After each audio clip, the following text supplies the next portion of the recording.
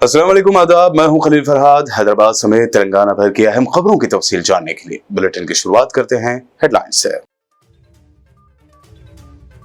तेलंगाना में दिन ब दिन सर्दी की बढ़ रही है शिद्दत। आदिलाबाद में सबसे कम टेम्परेचर किया गया रिकॉर्ड। शहर हैदराबाद में भी रात के वक्त सर्दी में इजाफा।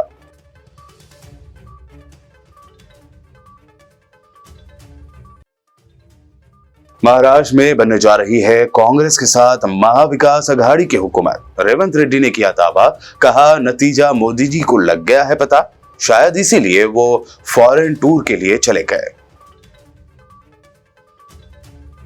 एक है तो सेफ है के नारे पर राहुल गांधी का तंज तो बीआरएस ने याद दिलाया अडानी से रिश्ता। सीएम रेवंत रेड्डी और अडानी की तस्वीर शेयर करके पार्टी ने लिखा, अब तो ड्रामा बंद करो ड्रामेबाज।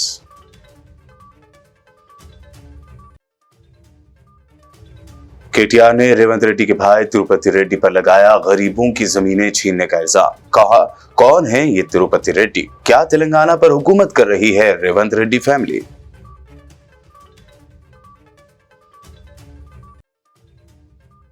जमाते इस्लामी हिंद के 3 रोजा इज्तिमा में मंजूर की गए मुख्तलिफ करारदादें। बुलडोजर कार्रवाई, नफरत पर मुबनी फिरका परस्तों की मुहिम, वक्फ बिल, मुसलमानों के खिलाफ झूठे प्रोपेगेंडे का मुकाबला करने का आज़म। और रंगारेड्डी के मलारदेवपल्ली पीएस लिमिट्स में वाक़ मंदिर के अतराफ हुआ पुरस्कार धमाका। धमाके में पुजारी के जख्मी होने की इत्तलात। फॉरेंसिक टीम ने जमा किए शवाहिद। पुलिस ने शुरू की तहकीकात।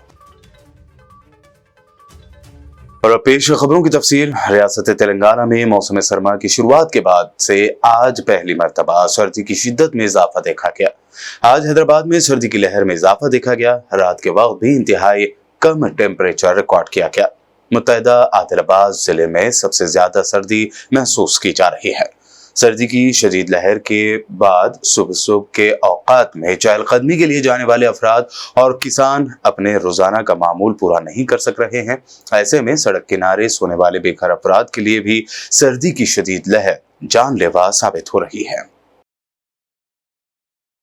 महाराष्ट्र की इंतखाबी मुहिम के आखिरी दिन रियासत पहुंचे तेलंगाना के सीएम रेवंत रेड्डी ने दावा किया कि महाराष्ट्र में महाविकास अघाड़ी की हुकूमत बनने जा रही है, जिसका अंदाजा खुद पीएम मोदी को भी लग गया था। इसीलिए वो इंतखाबी मैदान छोड़कर दूसरे मुल्क के दौरे पर रवाना हो गए हैं। महाराष्ट्र राज्य चुनाव प्रचार के लिए आखिरी दिन है। ये आखिरी दिन से पहले ही मोदी जी इस देश छोड़कर विदेशी में दौरा करने के लिए गया हुआ है। इसका मतलब भारतीय जनता पार्टी नरेंद्र मोदी जी हार मान लिए, मैदान से भारतीय जनता पार्टी बात कर गए। और आज मैं कुछ न्यूज़पेपर्स में कुछ एडवर्टाइजमेंट्स भारतीय जनता पार्टी के तरफ से मैं देखा था। ये लोग चुनाव जीतने के लिए देश को तोड़ने तक आगे जाने वाले हैं, क्योंकि इस देश में कभी कभी गंभीर समस्या आने के बाद देश पूरा इकट्ठा होकर उसका मुकाबला किए। वो बम ब्लास्ट हो या हिंदू मुस्लिम कम्युनल हो या हिंदू क्रिश्चियन कम्युनल हो, ऐसा कुछ भी अगर कुछ तकलीफ आए तो देश पूरा इकट्ठा होकर एक साथ खड़े रहकर ऐसे समस्याओं को मुकाबला किए। मगर 3 बार 11 साल प्रधानमंत्री होने के बाद भी नरेंद्र मोदी जी और भारतीय जनता पार्टी को एक 11 साल में क्या किया, गरीब लोगों के लिए केंद्र सरकार या राज्य सरकार क्या किए, उन लोगों के लिए क्या किया, बोलने के लिए कुछ है ही नहीं। इसीलिए आज फिर ऐसे बॉम्ब ब्लास्टों के बारे में और कुछ नया नया मुद्दा चर्चा में लाने के लिए कोशिश कर रहे हैं। आज कांग्रेस कायद राहुल गांधी ने पीएम मोदी के नारे एक हैं तो सेफ है को लेकर तंजिया तौर पर एक अलग ही नजरिया पेश करने की कोशिश की। राहुल गांधी की जानिब से सेफ यानी महफूज को लॉकर या सेफ से ताबीर किया गया। बहरहाल इस पर भारत राष्ट्र समिति ने एक्स पर तनकीद की है। पार्टी ने राहुल गांधी के वीडियो के साथ बिजनेसमैन अडानी और तेलंगाना के सीएम रेवंत रेड्डी की तस्वीर शेयर की है और लिखा है एक हैं तो सेफ हैं। आपके ये अल्फाज आपकी ही तरह खोखले हैं। अडानी पर आपकी हिपोक्रेसी दुनिया के सामने है। हिंदुस्तान भर में आप अडानी को लेकर मुसलसल ड्रामा करते रहे। तेलंगाना के आपके सीएम रेवंत रेड्डी ने अडानी का खुले दिल से वेलकम किया और अपनी अजारादाराना इंडस्ट्रीज के लिए जमीनें हवाले कर रहे हैं। आखिर में पोस्ट में लिखा गया कि अब तो ड्रामा बंद करो ड्रामेबाज। बीआरएस वर्किंग प्रेसिडेंट केटीआर ने मीडिया से बात करते हुए तेलंगाना के सीएम रेवंत रेड्डी के भाई तिरुपति रेड्डी पर तनकीद की और कहा कि वो होते कौन हैं गांव वालों की जमीनें छीनने वाले। क्या रेवंत रेड्डी फैमिली तेलंगाना पर हुकूमत कर रही है? बस इतना ही पूछूंगा मैं, है कौन यार ये तिरुपति रेड्डी? कौन है ये? चीफ मिनिस्टर का भाई है तो कुछ भी बोलेगा वही चलाएगा क्या? चीफ मिनिस्टर के घर वालों का राज है क्या? डिफैक्ट चीफ मिनिस्टर है। कौन है ये होता कौन है कि ये बोले कि मैं जमीन लूंगा, किसी भी हालत में फार्मा विलेज नहीं रुकेगी? मैं पूछना चाहता हूं, who is this guy and what capacity is he speaking and why is the chief minister silent? Why is he not speaking about his own constituency? He is a democratically elected chief minister whose primary responsibility is to answer to his constitution. Jamaat Islami Hind के 3 रोजा इज्तिमा अरकान में मुख्तलिफ करारदादें मंजूर किए गए। Press conference से खिताब करते हुए अमीर जमात इस्लामी हिंद सैयद सादतुल्लाह हुसैनी, नायब उमराए जमात मलिक मोतसिम खान, प्रोफेसर सलीम इंजीनियर और टीआरएफ अली ने इजलास में मंजूर शुदा करारदादों की तफसीलात मीडिया के साथ शेयर की। जमात ने फिरका परस्त ताकतों की मुसलसल नफरत पर मुबनी मुहिम पर गहरी तशवीश का इजहार किया। इजलास में कहा गया कि बुलडोजर कार्रवाई के खिलाफ सुप्रीम कोर्ट की वाज़ेह हिदायत के बावजूद मुख्तलिफ हुकूमतें बेहिसी का मुजाहरा करते हुए गैर मुनसिफाना इन्हदामी कार्रवाइयां जारी रखे हुए हैं। मोदी सरकार के लाए गए नए वक्फ बिल को मुस्तरद किया गया। इसके अलावा इस इज्तिमा में जमात की जानिब से मजलूमों के हक में खड़े होने पर कई अहले हक और इंसाफ के अलमबरदार अफराद का इजहार तशक्कुर किया गया। इस इज्तिमा में इस्लाम और मुसलमानों के खिलाफ झूठे प्रोपेगेंडे को रोकने के लिए बड़े पैमाने पर बिरादरान वतन तक इस्लाम और मुसलमानों के सिलसिले में सही और मुस्तनद मालूमात पहुंचाने पर जोर दिया गया।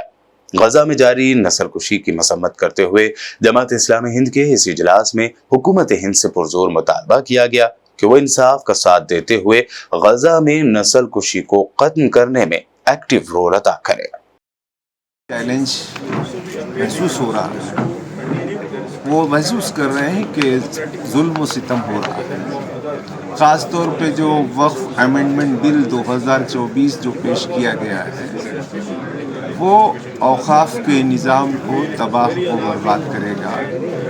इसलिए उसको हम कबूल नहीं करते, हम मुस्तरद करते हैं। और देश भर में जो दूसरे लोग जुल्म के खिलाफ काम करते हैं उनको गिरफ्तार किया जा रहा है। तो देश भर में कानून की बालादस्ती, इंसाफ की बालादस्ती की हुकूमत कोशिश करे, ये एक बात थी। दूसरी बात जो थी वो गज़ा के बारे में थी कि गज़ा में इसराइल और उसके जो पुश्तपनाह हमनवा ममालिक हैं उन्होंने जो जुल्म किया है, ऐसा लगता है कि तारीख़ में इंसानियत पर इससे ज़्यादा जुल्म और सितम कहीं नहीं हुआ है।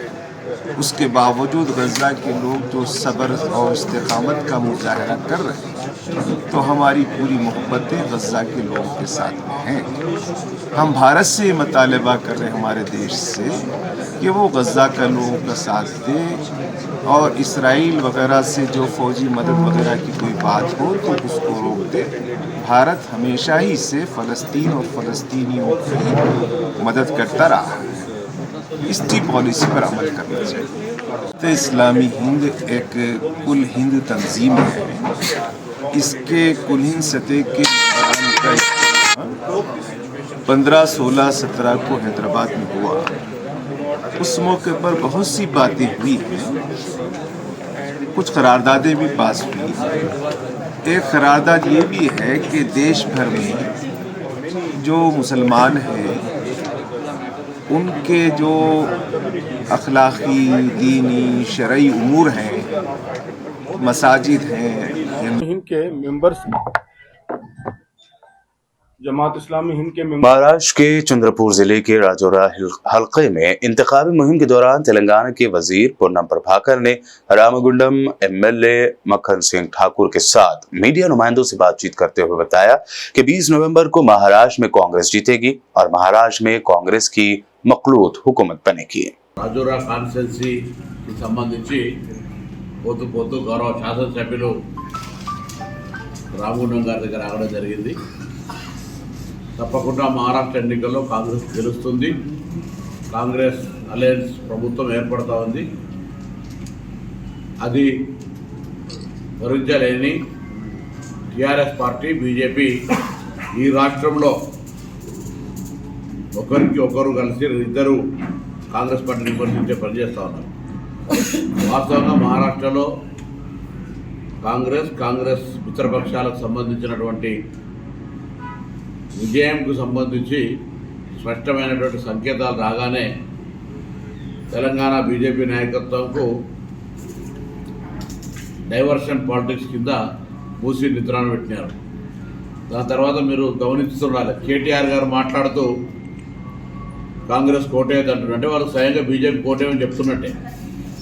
మహారాష్ట్రలో కాంగ్రెస్ కోటేయద్దంటే ఏమన్నట్టు, బీజేపీ కోటేయమని చెప్తున్నట్టే. అంటూనే భారతీయ జనతా పార్టీ కాంగ్రెస్ పార్టీకి రక్షణ కవచంగా నిలిచిందని కేటీఆర్ అంటాడు.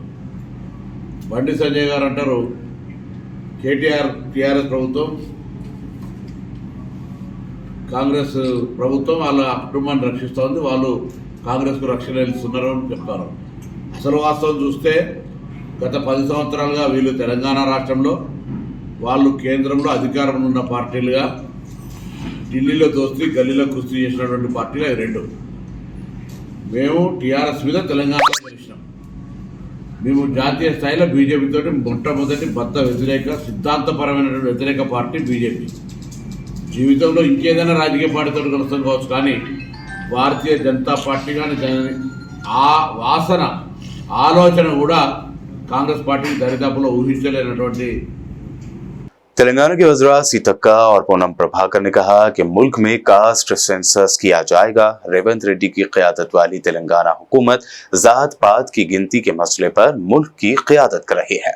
हमने कास्ट सेंसस पर काबीना में करारदाद पास की है, असेंबली में करारदाद मंजूर की गई। महकमे मनसूबाबंदी के जरिए कास्ट सेंसस कामयाबी के साथ की जाएगी। अभी भी 50% से ज्यादा सर्वे मुकम्मल हो चुका है। सर्वे करेंगे, वो कैबिनेट नोट को अप्रूवल लेके 16 तारीख असेंबली में हमने लगाया। As a BC welfare minister हमने मूव किया है। वो संसद में विधानसभा में अनअपोज्ड सिंगल यूनानिमस रिजोल्यूशन किया गया कि तेलंगाना सरकार क्या सर्वे करेगा। उसके बाद प्लानिंग डिपार्टमेंट को फाइनल किया है। 18 तारीख अक्टूबर को जीवो दिया गया, जीवो नंबर 10 के साथ। देखिए पूरा तेलंगाना प्रदेश में 1,16,00,000 घर में 87,000 एम्यूनरेटर से एक एम्यूनरेटर, एक जो समाचार लेने वाला आदमी 150 घर लेने के लिए घर ऐसा बांट के 150 घर एक आदमी के लिए बांट के 87,000 एम्यूनरेटर्स 1,16,00,000 घर के पास जाके 56 क्वेश्चंस के ऊपर उसका इंफॉर्मेशन लेगा। इससे कैंपेन में बोला है, देखो ये लोग बंटवारा करना चाह रहे, बहुत गलत बात है। हिंदू मुस्लिम का नाम पे आप देश को बंटवारा करना चाह रहे। हम सिर्फ जो आज आज़ादी के बाद भी इंसाफ नहीं मिला, उन लोगों को इंसाफ मिलने के लिए उसको क्या सर्वे करने के लिए राहुल गांधी का इच्छा डिसीजन को लेके तेलंगाना सरकार इस देश को एक दिशा बनने के लिए हमने कैश सर्वे कर रहे। इससे डर गए बीजेपी के लोग। हमारा भी तेलंगाना प्रदेश का नेता लोग इधर आए, वो भी बोलने लगे क्या ये राजनीति के इस्तेमाल करने के लिए कर रहे। कहा कि हमारा प्रदेश में कोई इलेक्शन नहीं है, मगर बीजेपी लोग इतना डरे हुए हैं क्योंकि इसके बारे में क्या सर्वे के खिलाफ में ये लोग सुप्रीम कोर्ट में एफिडेविट भी डाले थे, और उसमें कितना भागीदारी उतना कितने हिस्सेदारी उतना भागीदारी होगा। इसी गाइडलाइंस के ऊपर इसी राहुल गांधी का निर्देशन के मुताबिक तेलंगाना सरकार रेवंत रेड्डी जी का नेतृत्व में, डिप्टी चीफ मिनिस्टर भट्टी विक्रमार्का का नेतृत्व में पूरा कैबिनेट ने फरवरी 4 तारीख को हमने कैबिनेट हनमकुंडा जिला कांग्रेस ऑफिस में मुनक्कदा मीडिया कॉन्फ्रेंस में कांग्रेस के अहम रहनुमाओं ने शिरकत की। इस मौके पर खिताब करते हुए हनमकुंडा जिला कांग्रेस सदर नायनी राजेंद्र रेड्डी ने बीआरएस पार्टी को शदीद तनकीद का निशाना बनाया। उन्होंने कहा कि कांग्रेस हुकूमत ने वरंगल में तरक्याती कामों की नई मिसाल कायम की, जिन्हें अवाम सराह रहे हैं, जबकि बीआरएस हुकूमत के दौर में हजारों स्कैम्स हुए हैं। उन्होंने भद्रकाली मंदिर के लिए 75 करोड़ और मामनूर एयरपोर्ट के लिए 205 करोड़ रुपए जारी करने जैसे कांग्रेस हुकूमत के इक़दामात का जिक्र किया। సేఫ్ గా అనుకున్నారు మంచిగా, ఇక్కడ మీ హాయంలో చెయ్యంది లేదు, అసలు దుర్మార్గం చెయ్యంది లేదు. ఇన్ని చేసిన మీరు 10 ఏళ్లలో చేయలేదే, ఆడ కూర్చొని మాట్లాడలేదా? సంవత్సరానికి 300 కోట్లు కార్పొరేషన్ కంటే అండర్ గ్రౌండ్ డ్రైనేజ్ అంటివి. వీటికి జవాబు చెప్పు రాజేశ్వర రెడ్డి. ఈ రాజేశ్వర రెడ్డి గారికి నిజంగా కూడా చదువులు కాలేజీలు ఉన్నాయి, ఇన్ని ఉన్నాయి, కానీ మీరు ఎందుకు మరి ఇక్కడ ఏం పని చేస్తారో తెలుస్తలేదు మాకైతే. ఆ సంచులు ముట్టడానికి అలవాటు పడిపోయి, ఆ చెప్రాజ్ గారికి అలవాటు పడిపోయి పంతులు అనేది మర్చిపోయాడు. మేము అన్ని వాళ్ళ తీరుగా ఆధారాలు లేకుండా ఏదో సీఎం గారు వస్తాడు, ప్రెస్ మీట్ పెట్టాం, ఆయారాం గాయారాం తుగారాం అన్నాడు, దుకాణం పెట్టిపోయేటోళ్ళు వీళ్ళు మళ్ళీ ఎవడో పడ్డాడు, టెంట్ జమ్ని సర్కా తిరిగి పిక్కొని పోవటం ఎటోడటు. మేము ఆధారాలతోటి మీ హాయంలో అరే మీ హాయంలో మొదలు పెట్టిండ్రు, కలగన్నారు, అనుకున్నారు కావచ్చు, 100 అనుకున్నారు, కానీ అన్ని కావు కదా. కొన్ని ఎందుకు చేయలే చెప్పండి నిర్లక్ష్యం. 17 ఏళ్ళు అయిన దాన్ని కార్పొరేషన్ బిల్డింగ్ ఎందుకు చేయలేకపోయినరు? 17 ఏళ్ళు అనుకున్న నైమ్నగర్ బ్రిడ్జ్ని 24 దానికి ఎందుకు చేయలేకపోయినరు? కాలోజీ కళాక్షేత్రం గురించి ఒక మేధావి మాట్లాడిండు, ఆయన పూర్తి పేరే తెలియదు. అతను ఏమంటాడు, ఆ మాట నిలబెట్టుకొని డిపిఆర్ తయారు చేస్తానికి పెద్ద సంస్థకి ఇస్తే అది 70% కంప్లీట్ అయింది. దాని ఎస్టిమేషన్స్ ఇంకో 30% కంప్లీట్ అయితే ఇవాళ 1000 నుంచి 1500 కోట్లు రిలీజ్ అయ్యేది. ఇంత పెద్ద అచీవ్మెంట్స్ ఎవ్వరు చేయలేదు. మేము చేసుకుంటే తక్క మెక్క తిని ఎట్లా ఉన్నాయి నిగనిగలు ఆడుకుంటూ ఒక్కొక్కరు వీళ్ళు ఎక్కడ ఏం చేయాలనో దాచుకోవాలనో ఏం చేయాలో తోయకుండా పిచ్చి పిచ్చి ఉరుకుంటా ఈ దుకాణాలు పెడతాను. అలా చెయ్యని దందావాడు ఉన్నాడే. बुलेटिन में खबरों का सिलसिला लगातार यूं ही जारी रहेगा। फिलहाल रुकते हैं एक छोटे से ब्रेक के लिए।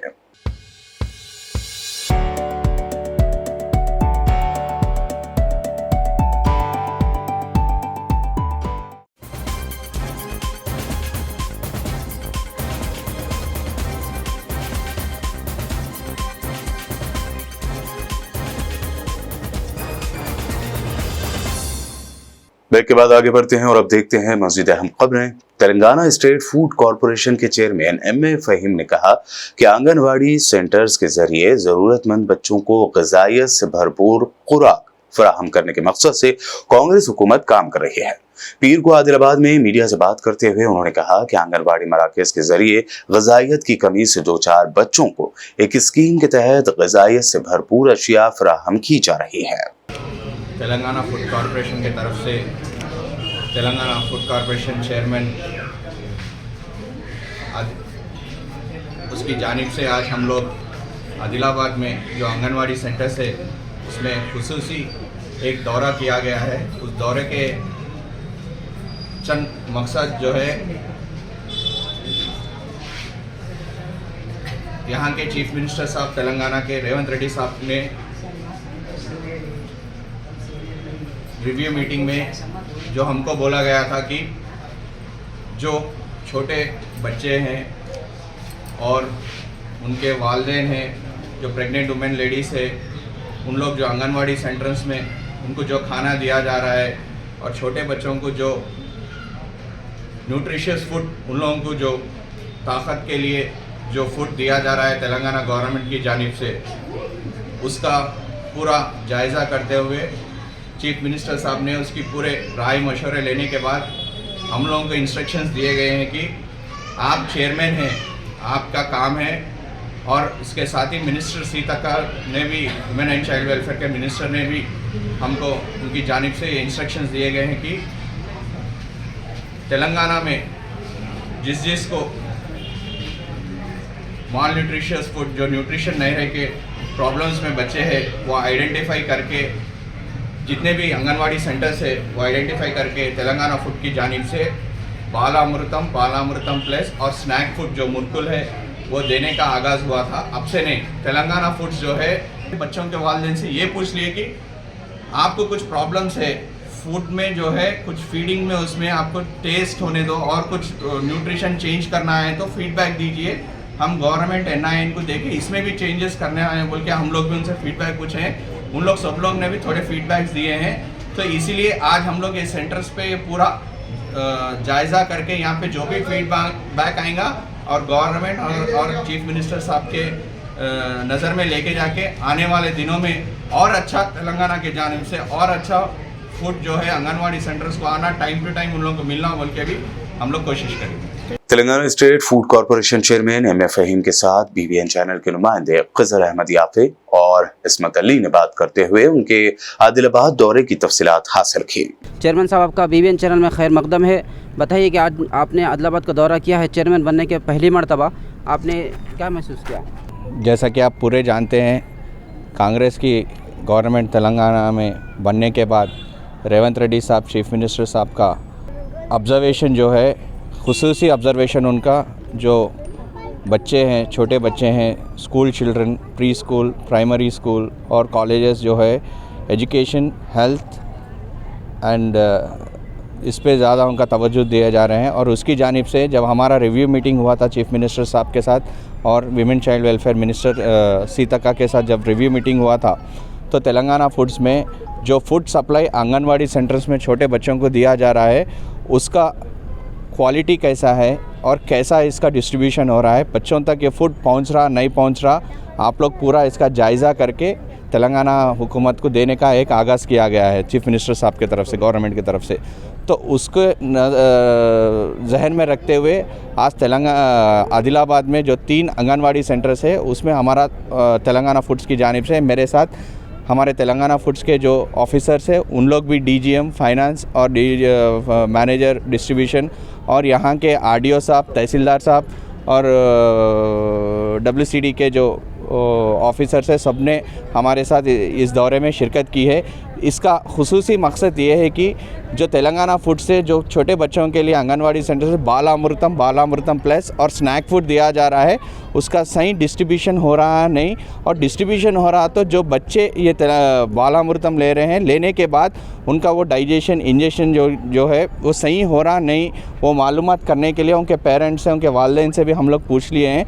पूछने के बाद सबसे उनके वालिदैन से, बच्चों से ये फीडबैक आया कि जो बालामृतम प्लस स्नैक फूड हमको तेलंगाना गवर्नमेंट की जानिब से जो मिल रहा है, एकदम दी बेस्ट क्वालिटी और अच्छा फूड मिल रहा बोल के उन लोगों से फीडबैक मिला है। और हम लोग भी उन लोग से ये फीडबैक लिए कि और इसमें फूड में जो क्वालिटी है, कुछ टेस्ट वाइज है, कुछ भी चेंजेस आप लोग को चाहिए तो हमारे को फीडबैक दीजिए, हम ज़रूर इस पर हम लोग एक्शन लेंगे और अच्छा बेहतर फूड देंगे भी आने वाले दिनों में भी बोल के हम लोग उनसे एक राय मशवरा लिए हैं। और ये जो फीडबैक है, ये फीडबैक लेके हम NIN और गवर्नमेंट ऑफ तेलंगाना को जो फीडबैक देंगे, उससे हट के फिर इसमें फूड में भी कुछ चेंजेस करना है, नहीं लेना है, वो हुकूमत तेलंगाना उसका डिसीजन लेंगे। जैसे कि पहले की जो गवर्नमेंट थी, वो गवर्नमेंट के अंदर आंगनवाड़ी के लिए जो सहूलियत दी जाती थी, तो अब कांग्रेस गवर्नमेंट है, तो कांग्रेस गवर्नमेंट के तहत नई सहूलियत आंगनवाड़ी के लिए क्या फराहम की जा रही है? आप देख रहे हैं आंगनवाड़ी सेंटर्स पहले जो थे, अब आज यहाँ पे गुज़िश्ता मिनिस्टर जो थे KTR साहब, आज अच्छे बहुत बड़े बातें करते रहते, मगर उनके वालिद साहब CM थे, कभी एक आंगनवाड़ी सेंटर उन्होंने विज़िट करे नहीं करे, मेरे को तो नहीं मालूम। उनके अंडर में और एक ऐसी तेलंगाना के MLA मर्री राजशेखर रेड्डी ने मौलाली डिवीजन के तहत सुधानगर मॉडल कॉलोनी, वेंकटेश्वर नगर और द्वारकामाई कॉलोनी फेज 2 का दौरा किया। इस मौके पर MLA ने कहा कि मैं उन लोगों के साथ हूं जो वक्फ बोर्ड के जरिए रजिस्ट्रेशन को सस्पेंड करने के ऐलान से खौफजदा है। MLC आमिर अली खान ने आज सियासत ऑडिटोरियम में मुतादिद BPL फैमिलीज में सिलाई मशीनें और स्टोन कटिंग मशीनें तकसीम की। इस मौके पर मीडिया से बात करते हुए उन्होंने मजीद तफसीलात से आगाह किया। तंजीम है, एक तबका है, ऐसा तबका है जो मुसलमानों का सबसे पिछड़ा तबका है। लोगों के पास मुस्तकिल रोजगार नहीं होता। ये लोग पहले बंदरों के साथ या रीछों के साथ या जानवरों के साथ करतब करते थे, लेकिन आज फॉरेस्ट कॉर्पोरेशन फॉरेस्ट एक्ट के बाद ये चीज़ नहीं हो पा रही है, तो ये लोग दूसरे प्रोफेशन में चले गए हैं। मिसाल के तौर पे इन्हीं का एक तबका है जो पत्थर फोड़ने वाले हैं या पत्थर फोड़ने वाले बिरादरी से तबका ताल्लुक़ रखते हैं। बाज़ लोग हैं जो अतर बेच लेते हैं, बाज़ लोग हैं जो दुकान में जाके धुआं देते हैं। और ऐसा ही रमज़ान में या उर्स के टाइम पे दरगाहों के पास जो करतबबाजी होती है या कोई दूसरे काम होते हैं, इनफॉर्मल सेक्टर में ये लोग अपनी ज़िंदगी गुजार रहे हैं। और चूँकि समाज के बिल्कुल निचले तबके से आते हैं, इनकी मदद करने का एक बेड़ा उठाया था समझिए मैं, कि कोशिश ये थी कि इनको अपने जो भी प्रोफेशन है उनका उसी में पहले तक़वियत देने के लिए, एक ताकत पहुंचाने के लिए आज मशीनों की तकसीम अमल में आई। मैं खुद इनकी बिरादरी से मिलने के लिए परगी गया, बखारबाट डिस्ट्रिक्ट में खम्मम गया, जनगांव करीमनगर गया, और निज़ामाबाद में भी इनके तबके के लोग मिले। बहरहाल हर तेलंगाना के हर ज़िले में ये लोग यहाँ पे मौजूद हैं। तो इनके मिलने के बाद ये एहसास हुआ कि किस माशी तकलीफ के साथ ये लोग ज़िंदगी गुजार रहे हैं। इनको अगर हम ताकतवर बना सकते हैं तो कल इनके बीच में से जैसा ज़मीन के कई मीटर नीचे हीरा तपता है, वैसा ये लोग भी आज तक कोई फ़ायदा ना मिलने की वजह से ऐसी ज़िंदगी गुजार रहे हैं। तो इन्हीं को अगर हम ताकतवर बनाते हैं तो इनमें से कोई ऐसा आदमी निकल सकता है जो कल के दिन हीरे की शक्ल इख्तियार कर सकता है। तो यही सोच के हम सोचे कि इनको खुद रोजगार से उनके ही प्रोफेशन में लगा देंगे। तो मुतालिबा ये हुआ था कि परगी में तकरीबन एक 400 लोगों का मजमुआ था। वहाँ पे बातचीत करने के बाद ये बात आई कि वहाँ एक टेलरिंग सेंटर अगर खोलते हैं तो ख़ास तौर पे ख़वातीन के लिए फ़ायदा पहुँच सकता है। वैसा ही जो तुर्का का शलू जो बोले, और साबिक वजीर और MLA हरीश राव ने तेलंगाना चैंपियन ट्रॉफी के क्रिकेट टूर्नामेंट में मेहमान खुसूसी की हैसियत से शिरकत की, जो JBS ग्राउंड्स तरके अंजाल में मुनक्कद हुआ। तेलंगाना के शोहदा की याद में मुनक्कदा क्रिकेट टूर्नामेंट में हिस्सा लेकर उन्होंने खुशी का इजहार किया। इस मौके पर हरीश राव ने कहा कि सिर्फ एक BRS पार्टी ही है जो तेलंगाना के लाफानी हीरोज के बारे में सोचती है। 23 नवंबर को हैदराबाद के इलाके किलवत के उर्दू मस्कन में तेलंगाना उर्दू तहरीक बज़्म तहजीब दक्कन की जानिब से मुशायरे का इनेकाद किया जा रहा है। तंजीम के सदर मीर इनायत अली बाकरी ने उर्दू दां हज़रात से इस मुशायरे में शिरकत की अपील की है। कहते हुए बड़े मसरत के साथ इस बात का ऐलान करता हूँ कि तेलंगाना उर्दू तहरीक और बज़्म तहजीब दक्कन की जानिब से एक मुशायरा बतारीख 23 नवंबर रात 8 बजे से उर्दू मस्कन खिलवत पे मुनक़िद होने जा रहा है, जिसमें दक्कन के मशहूर शोरा जो अदबी और मज़ाहिया शोरा है उनको मदऊ किया गया है। मैं अवामुन्नास खुसूसन उर्दू से वाबस्ता दिलचस्पी रखने वाले हर वो हज़रात से अपील करता हूँ, उनसे गुजारिश करता हूँ कि आप लोग इस प्रोग्राम में, इस मुशायरे में आकर इस प्रोग्राम को कामयाब बनाएं, ताकि उर्दू की बका के लिए जो जद्दोजहद की जा रही है उसमें आपका एक हिस्सा रहे। खुसूसन दक्कन के शोराओं को मदऊ किया गया इस हैसियत से कि यहाँ पर जिस तरीके से उर्दू के दक्कन में मुशायरे बड़े बड़े होते थे उनका फुकदान हो गया है। उनकी कमी की वजह से ये प्रोग्राम्स को तेलंगाना उर्दू तहरीक अपनी जानिब से फिर ये मुशायरों का सिलसिला जारी की है, और आइंदा इसी मुशायरों को आगे बढ़ाते हुए आलमी मुशायरा और ख़ुसूसन नेशनल लेवल का एक मुशायरा जो पूरे हिंदुस्तान सतह के ऊपर होगा, इनको मुनक़िद किया जाएगा। मैं फिर एक मरतबा आवाम से गुजारिश करता हूँ कि 23 नवंबर ठीक रात 8 बजे से शुरू होने वाले मुशायरे में आप आकर इसको कामयाब बनाएं। तेलंगाना के जिला विकाराबाद के तुंदूर कस्बे में वुमेन्स कांस्टेबल्स की जानिब से इम्तिहान दे रही एक मां की मदद करने का काबिल मिसाल कदम देखने को मिला। दरअसल ग्रुप 3 का एग्जाम देने आई एक खातून अपने साथ बच्चे को भी साथ लाई।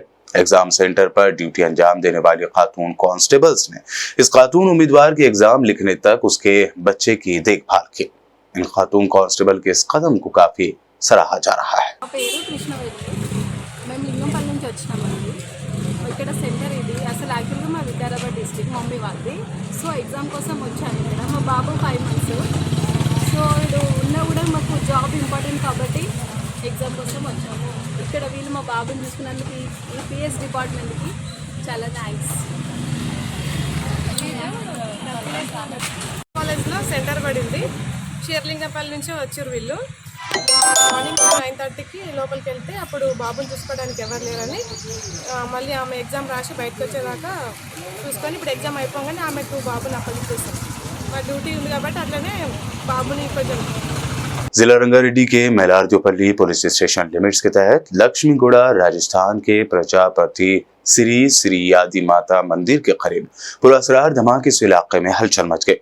खबर है कि आज सुबह जब पुजारी मंदिर के अहाते में दरख्तों को हटा रहे थे तब वहां अचानक धमाका हो गया। धमाके में पुजारी सुगुना राम शदीद जख्मी हो गए, जिन्हें इलाज के लिए अस्पताल मुंतकिल किया गया। खबर है कि फॉरेंसिक टीम की जानिब से शवाहिद इकट्ठे किए जा रहे हैं। इत्तला के बाद पुलिस ने मौके पर पहुंचकर केस दर्ज करते हुए तफ्तीश शुरू कर दी है।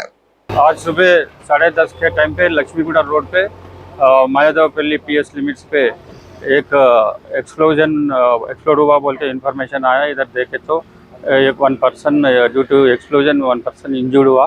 सुगुनाराम बोल के ये पुजारी वो साफ़ सफाई रोड के ऊपर साफ़ सफाई करने के टाइम पे वो एक्सप्लोड हुआ। उसको इमीडिएट तुरंत सनराइज हॉस्पिटल शमशाबाद को शिफ्ट करे उसको, और हम लोग ये बॉम्ब डिस्पोजल टीम बुलाए। इधर देखे तो सराउंडिंग्स में इससे पहले क्रैकर्स बर्स्ट हुआ और जला के थोड़ा जला के ये गार्बेज क्लीनिंग में स्पीड से साफ करने के टाइम पे एक्सप्लोड हुआ और इंजर्ड हुआ। वो हम लोग इन्वेस्टिगेट कर रहे तो सैंपल्स कलेक्ट करे, वो इमीडिएट FSL के लैब को भेज के वो टेस्ट करने के बाद वो डिसाइड होता है। जो चला ये मिली कि सर जो ये बम जो ब्लास्ट हुआ इसके अंदर कोई इंतकाल भी कर गए, मर गए बोल के? नहीं है, वो कुछ भी नहीं है। उन्होंने एक आउट ऑफ डेंजर है, वो सिंपल खाली ब्लीडिंग इंजरी हुआ। जो पुजारी थी वो, हाँ वो पुजारी कम पूरे काम का पूरे देख लेते, वो देखभाल कर लेते। हनमकुंडा सूबेदारी के मेडिहिल अस्पताल के अहाते में डॉक्टर हनीफ हुसैन की जानिब से फ्री मेडिकल कैंप का इनेकाद किया गया।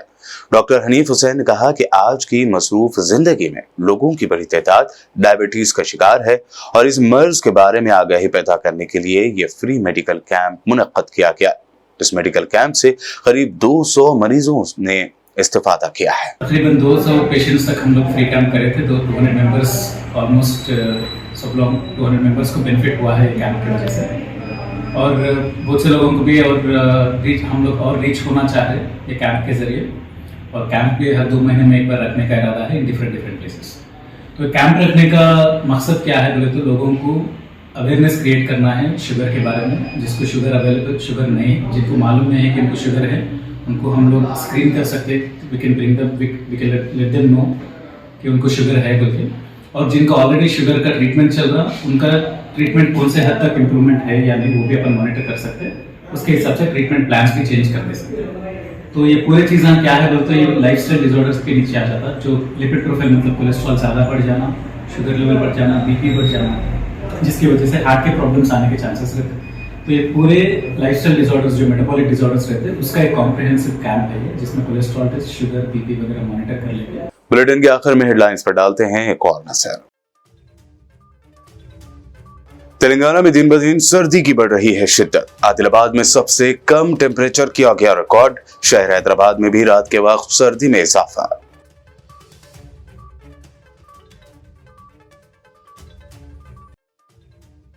महाराष्ट्र में बनने जा रही है कांग्रेस के साथ महाविकास अघाड़ी की हुकूमत। रेवंत रेड्डी ने किया दावा, कहा नतीजा मोदी जी को लग गया है पता।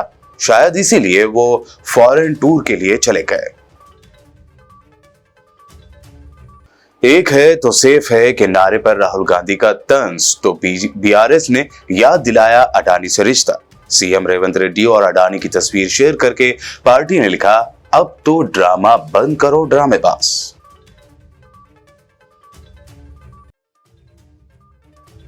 केटीआर ने रेवंत रेड्डी के भाई तिरुपति रेड्डी पर लगाया गरीबों की जमीनें छीनने का इल्जाम। कहा, कौन है ये तिरुपति रेड्डी? क्या तेलंगाना पर हुकूमत कर रही है रेवंत रेड्डी फैमिली?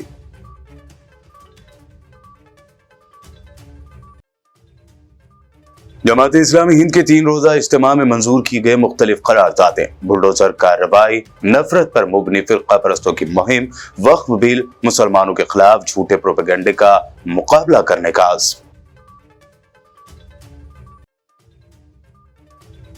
और रंगारेड्डी के मलार देवपल्ली पीएस लिमिट्स में वाक़े मंदिर के अतराफ हुआ पुरस्कार धमाका। धमाके में पुजारी के जख्मी होने की इत्तलात, फॉरेंसिक टीम ने जमा किए शवाहिद, पुलिस ने शुरू की तहकीकात। बीबीएन न्यूज में अभी आपने देखी हैदराबाद व तेलंगाना की अहम खबरें। मज़ीद ताज़ा तरीन अपडेट्स और दिलचस्प प्रोग्राम्स के लिए देखते रहिए बीबीएन चैनल।